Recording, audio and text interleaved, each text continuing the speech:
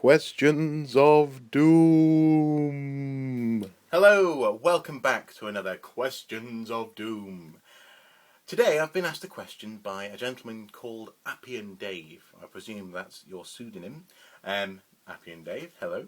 However, despite the name, Appian Dave doesn't seem to be wanting to ask a question about something that's Roman. He's asking about the modern environment.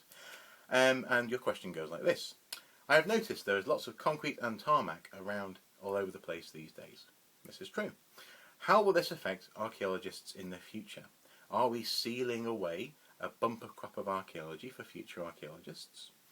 Thank you, Appy and Dave. Okay. Fairly simple question, and I'm glad you've asked it. This is a very interesting question, actually. The short answer is probably not. No, we're probably not sealing away a bumper crop of archaeology for future archaeologists.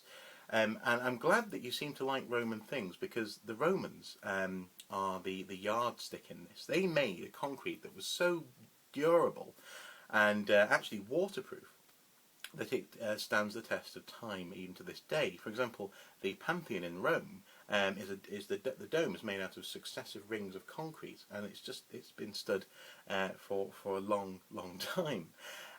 It's also, as I say, waterproof, and therefore doesn't let water in and then expand and contract and eventually crumble and fall apart.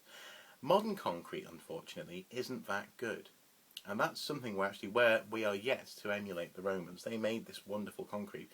We don't even know how they did it.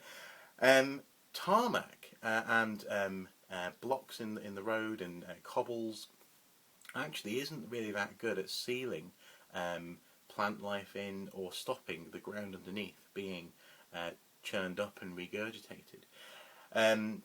For example, I saw today actually a report on bin collections in Manchester and on the news, and they had a shot of the alleyway that runs between the houses, and it was just littered with plant growth coming up in through cracks in the tarmac, but also from brickwork and all sorts of other crevices. Anywhere where there's a crack, plants and animals tend to find a way in, and as soon as that happens, their days are numbered.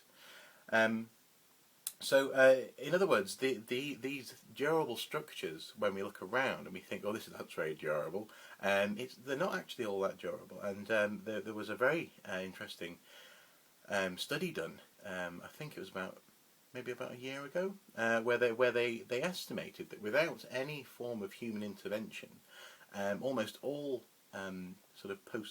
pretty much post-Roman structures would collapse within 1,000 years of people disappearing. So they're not really that durable in the grand scheme of things. Modern structures aren't. But also, if you think about it, the number of developments that happen in areas where you do have concrete and tarmac would make it statistically actually more likely that the material beneath the tarmac or the concrete is going to be disturbed. I'm thinking about high streets or brownfield developments in towns and cities. It's more likely that stuff is going to get chopped up by the action of a digger, or when you're putting in foundations for a building, or actually, hopefully there'll be some archaeology performed before these developments occur.